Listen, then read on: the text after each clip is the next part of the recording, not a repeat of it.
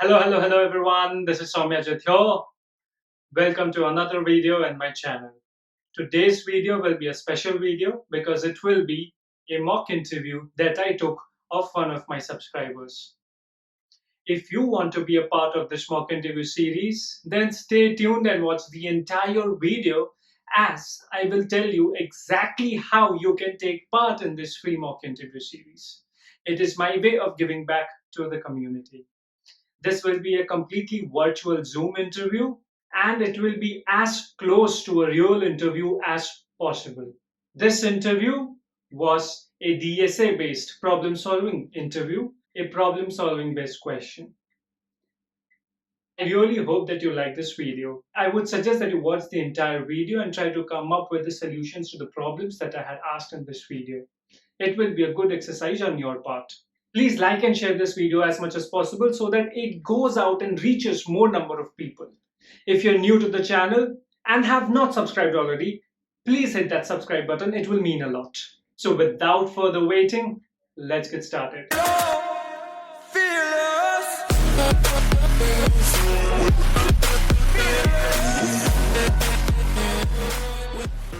You can also start your video. Can you see me? Hi. Yeah. Hi. So today, probably I will directly start the mock interview. I'll give you a brief about what this mock interview will be, the structure of it, and then we can start with it. Yes. So yeah, the mock interview will be very similar to a real life interview that you will face or you are facing. Similar to that, probably while you will be coding as well, I will ask you to share your screen. Since this will be a DSA based interview, I will be sending you a code share link along with it where you can use to code or whatever you want to code according to the question. And apart from that, probably we can discuss about the approach, what you want, or maybe different kinds of approaches. And then once you finalize on the approach, then you can quickly go ahead and code the solution. Depending upon the time that will be left, we can probably think about coding the entire solution or probably writing a pseudocode for the same. I will be timing you, and it will be a 45 minutes to 1 hour interview. Similarly, after we are done with the interviews, we can have like any Q&A here as well. So probably I will quickly introduce myself, and then you can go ahead and introduce yourself. I am Soumya Bhattacharya. Currently, I'm employed in Amazon as an SD2 there. And yes, I just started working with Amazon. So right now, my day-to-day is about ramping up about different internal tools that they have, understanding them, and then slowly as they progress, I will more deep dive into the work that the team has. So I will not be able to tell you much about that right now. Yeah, that will be pretty much it about me. Before Amazon, I was working for Artesium as an SD2 there as well. Probably you can go ahead and introduce yourself. Thanks for asking. Hello, I'm Mohit Sinha, a final year engineering graduate from Saram Vishwara Institute of Technology, from branch Information Science and Engineering. From school, I have keen interest in programming, and I did some projects like sorting visualization, to do mobile app, desktop assistant, Jarvis by Python language. I did my summer internship from TCS recently. I did my web development internship from Startup 201. I have been selected for technical content writer intern by publishing some articles on GeekStoryX. My hobbies include creating a YouTube video tutorial. That's pretty much it for me. So we can start with the coding interview. I'll share the link with you in the chat. Can you share the screen as well after opening it? Yes, sure. I will quickly probably explain it as well. Then we can see if there is any other question or not. So here you are given, let's say, a keypad from 1 to 9, which is in this order itself: 1, 2, 3, 4, 5, 6, 7, 8, 9. Now, along with it, you will also be given a starting point. That is the point from where you will start your traversal. Along with it, you will be given the length of your path that you will be traversing. It can be of any length, whatever input you will be getting, it will be of that length itself. And out of the 9 keys, let's say there can be one, there can be two, or there can be multiple instances wherein you cannot go through that path. So if, for example, here we have an example wherein 1 and 5 are marked as X, which means you will not be able to go through that. By going through that, what I mean is that if, for example, let's say, so after traversing it in an L-shaped manner, next step comes to be at 1 or 5. You cannot go through that because you cannot land on 1 or 5 for this particular use case.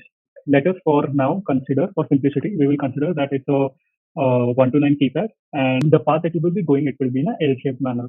So you started 2, so the next logical path can only be, the next logical steps can only be 7 or 9.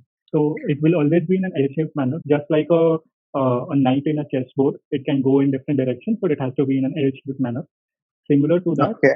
this has to be done. So two step forward and one step left or right or whatever it is. You can go through the same number till you are producing unique output, and you have to print the number of unique parts. So what I'm thinking of a solution is a possible solution can be with the help of depth first search, Okay. in which I can start from starting node and start a recursion with my path length in it, like one function of DFS, in which parameters are starting path, then path length.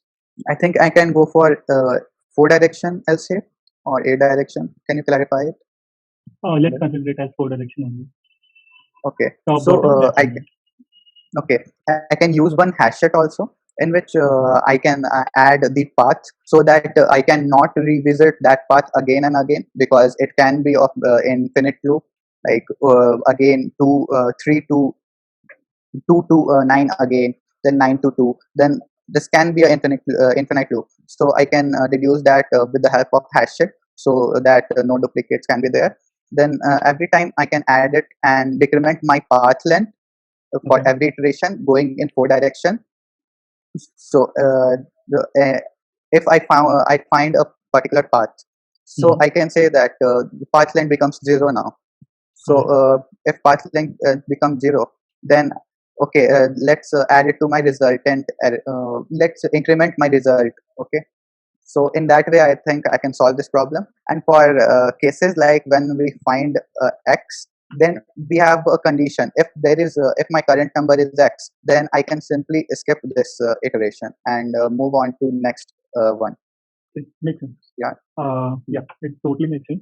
You can use a DFS based approach. You can use a BFS based approach, and both of them Yeah. will work fine. Should work fine. Probably you can go ahead and code the solution. If we are done with the first problem, then we can go and take another problem as well. But yeah, you can go ahead and code the solution. It sounds fine. Oh, I can code now. Yeah. So I have to write only function, or I have to write a main function as well. There's no need to write the main function. You can go ahead and write the function, but for example, you are creating some node structure to actually solve this problem. So you can go ahead and write that node as well. Okay, sure. Thank you. Mhm. So let's name this unique path function. Then I have 2D array vector of char, or because x is also there. Yes, it has to be a character string. It not be an integer. So if my size of path is 0 for simplicity, for edge cases where my matrix is of length 0, there is an edge condition like this, or it is confirmed that this is Nothing is confirmed. So I would suggest that, like you pointed out, it's nice that whenever we are trying to code it, just consider that nothing is confirmed or there is no contract established. So we should take care of all the edge cases that is possible here. okay. So okay. So now I am going to thread through my array, and sorry about that. I'm going to perform my DFS function. Okay. So it is a void function where it takes start path and again paths function. Now I have to declare my result array result equal to 0, and one another hash set for a visited node, namely this, and result, and then hash. At the end, I just have to return my result. Right. Now I have to perform my DFS function.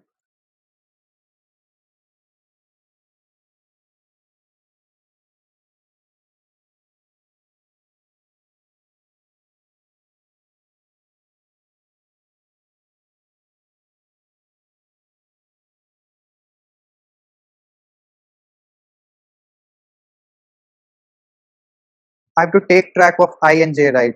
So I have to perform one iteration in my unique path also. I figured it out for now.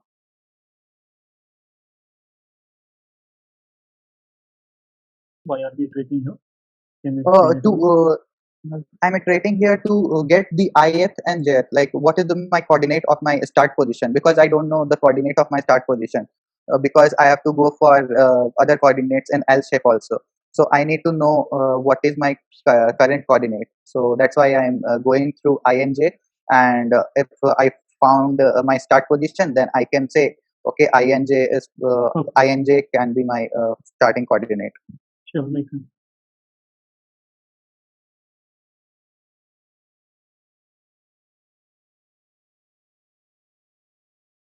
So I'm going to add my INJ for every for current vector for current path. Like what is the INJ for 2? For what is the INJ for this 9? Then what is the INJ for 2? And this whole makes a set 292, because there can be 2 in another INJ. So I have to take care of that edge case also. No, you can consider that there is no repeating number here. If you are asking that, or if you have that question, Okay, it's all so unique numbers that are present. that's good for me then.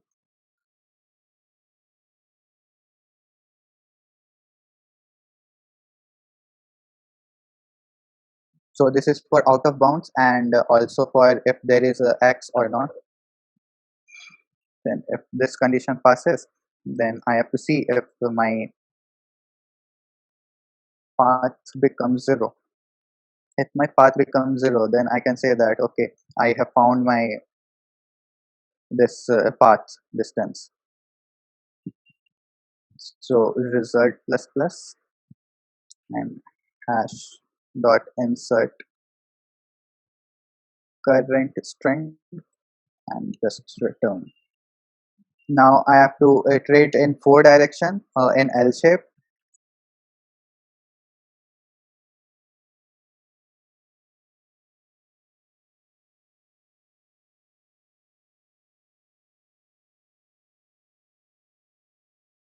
I think this solution works. Yes, we can go through an example and see how it's coming up. Just consider this example as is starting point 2 and path line 3. We'll first go through that. And So my starting position is 2, and my path length is 3. So I have to start from 2. So okay, so if my path length start from this, so I have to consider my what is my INJ. So now I found that my INJ is 0 and 1. okay, Yes, okay. So 0 and 1. So it goes to this DFS function with 0 and 1 as INJ, and current as empty string, and hashed as empty hashed, and result is equal to 0. Then paths and start and paths. So now I have to see if my current condition is falls under my bounded edge case or not. I have to see these many condition. If I is greater than path dot size, so it is not. In the same way, it satisfy all the it didn't doesn't satisfy these many condition. So I go for the next condition. So path is equal to 3 now initially. So I have to go for this. So I have to add my current string to my path to my current starting the path to my current string. That gives me current is equal to 2 now. Okay, and I'm going for 4 direction as you said before. So I'm going for I plus 1 and j plus 2. So I plus 1 and j plus 2 gives me 9, right? And I am decrementing my path. So my path is equal to 2, and my current string is equal to current character is equal to 9. So I'm going to add 9 to my current string 1, less case, like DFS for first path. So current string is 9. Okay. Now, can you give me 1 second? One feedback that I would say is while you are trying to explain the solutions to your interviewer, I would suggest that you go through the solution one by one. If you have time in hand, you take, for example, the starting INJ 0 and 1. So you write down all the variables that are present here. For example, there are not much variables present here. It's just current and ID. That's the 3 variables that are present here. So I would suggest you that you write all the variables down here for the first iteration. Current is this INJ 0 and 1. Now, for every DFS, you write beside the DFS call what are the INJ that you are passing out. like passing to the function. You write that so that the interviewer has a visual feedback of what you are telling, because it becomes difficult for the interviewer to keep everything in mind, what is the idea or what is calling, and it will just result in unnecessary to and fro and wastage of time. So if I go for I, then I current initially my I is zero and one, right? I and j is equal to 0 and 1. Correct. Now after second iteration, and my current is, let's say current is 2 after first iteration. Then I'm going through first DFS, that is this I plus 1 and j plus 1. So again my hash become empty because it didn't satisfy my condition, that is path is equal to 0, and also path is equal to 3 now. Now I becomes I plus 1, that gives me, okay, I plus 1, and that gives me I plus, and j is equal to uh, j is equal to 3. J is equal to 3. That exceeded my size, right? So that satisfied my this condition, that is this. So I just have to return from here. I don't have to do anything. So now it becomes this DFS becomes evacuated. Now I have to go for another DFS, that is I minus 1 and j plus 2. So now hash is equal to empty, then I is equal to I minus 1, that gives me minus 1. Okay. Minus 1. So I have to discard this DFS also, because it falls under invalid condition. So now I have to go for another DFS, that is this. So I plus 1 and j minus 2. So this gives me I plus 1 1. It will also be discarded because j will become negative. Yeah, it will also discarded. Now I have to go for third condition, that is I minus 1 and j minus 2, which is also discarded. Oh. Sorry, I have written a wrong condition. Sure. Take. Another key takeaway here, on the feedback that I would give it, I have written 2 more feedbacks. I will give it at the end. Another feedback that I would like to give is, after you are done with the code, before involving the interviewer, I would suggest that you dry run the code once and then involve the interviewer. The only reason why I pointed out to write every step here is because I saw that this will not get evaluated properly, and it will go out of bounds for every of the conditions, and that's why I just asked you to write it down properly so that you can understand why it will go out of bounds at every condition. So I would say that before asking the interviewer about that, like it's done and we can dry run, I would suggest that you do it yourself first. Be sure that at least the base case that is present here is working, and then involve the interviewer. Okay, thank you. Sure.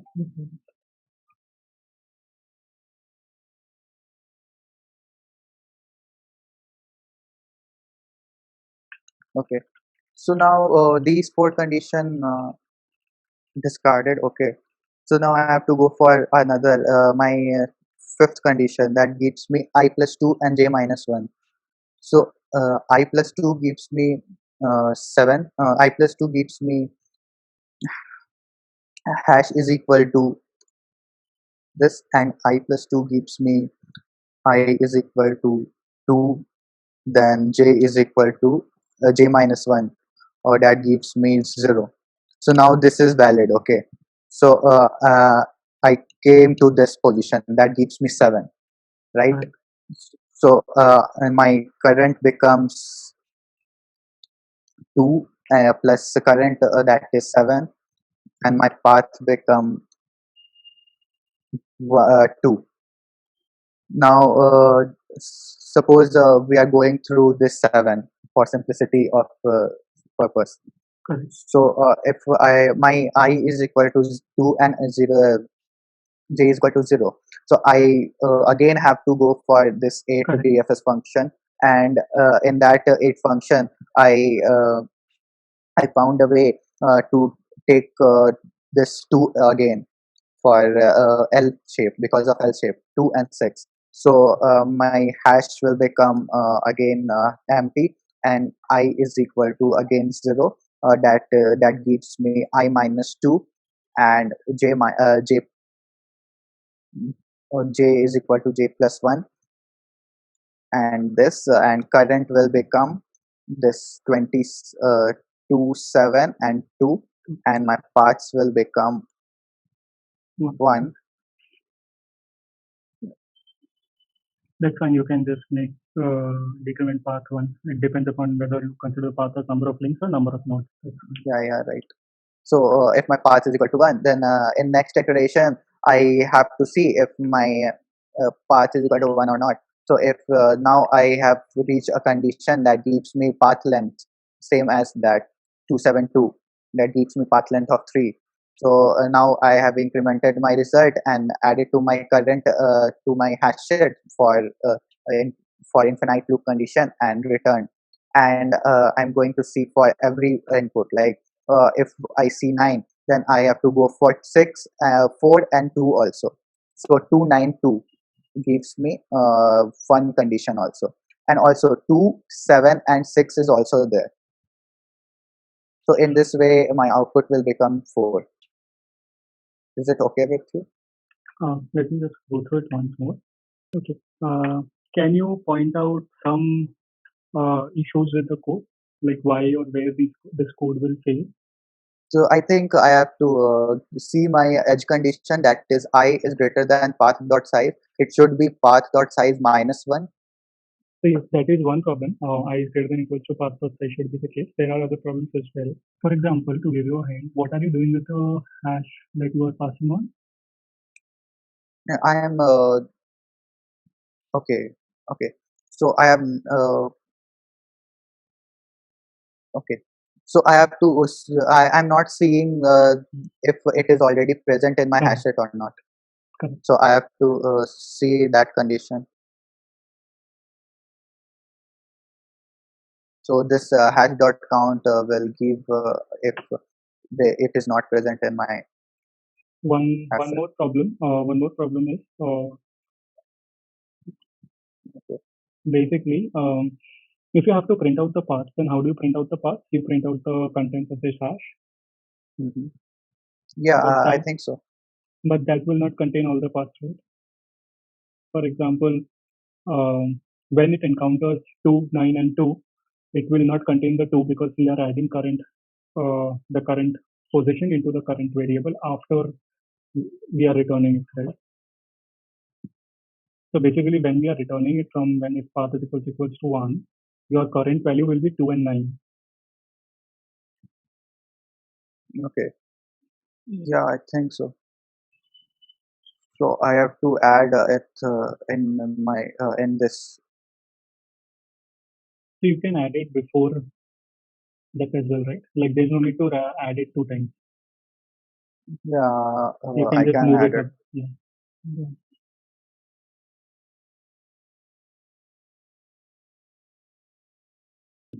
This should work. I think so. Yeah, Yeah. this should work. I think so. I will be ending the interview now. It's 9:12 or 9:15. Probably I can give you the feedback that I have written, and then probably Mhm. you can ask the question. So first and foremost, the feedback that I have given is whenever you're trying to explain anything, since it's a virtual setting, I have probably told it earlier as well in other some of my videos as well. Like since it's a virtual setting, it becomes extremely difficult for the interviewer to actually track what you are saying, because interviewer does not have any visual representation of what you are writing or what you are thinking. So it becomes difficult for the interviewer to actually understand what you are saying.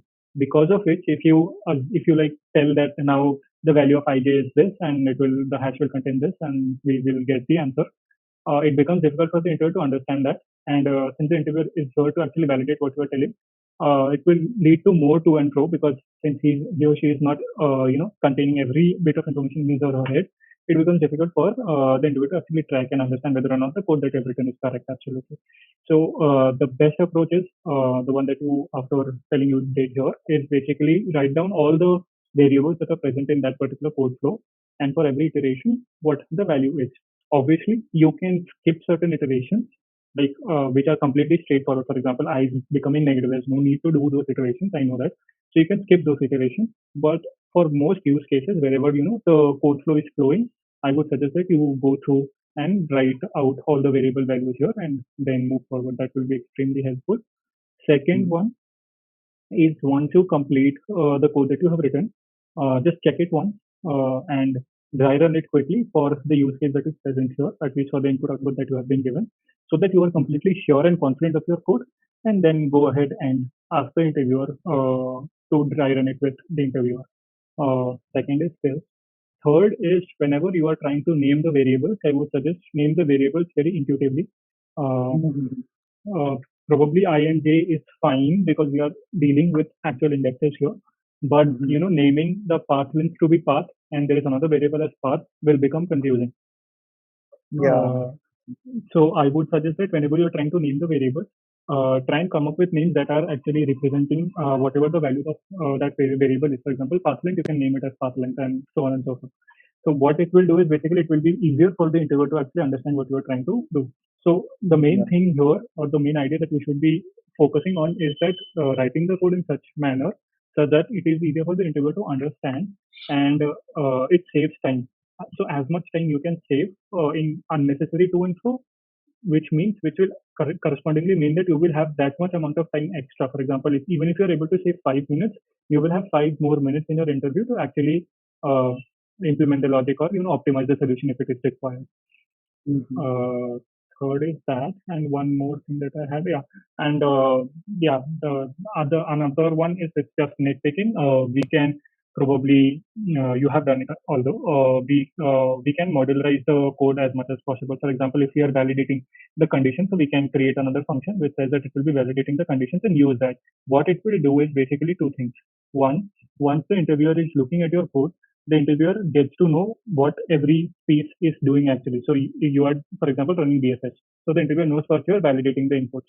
So validating inputs. Next you are whatever you're doing, calculating the path, or you're considering whether or not it's a unique path.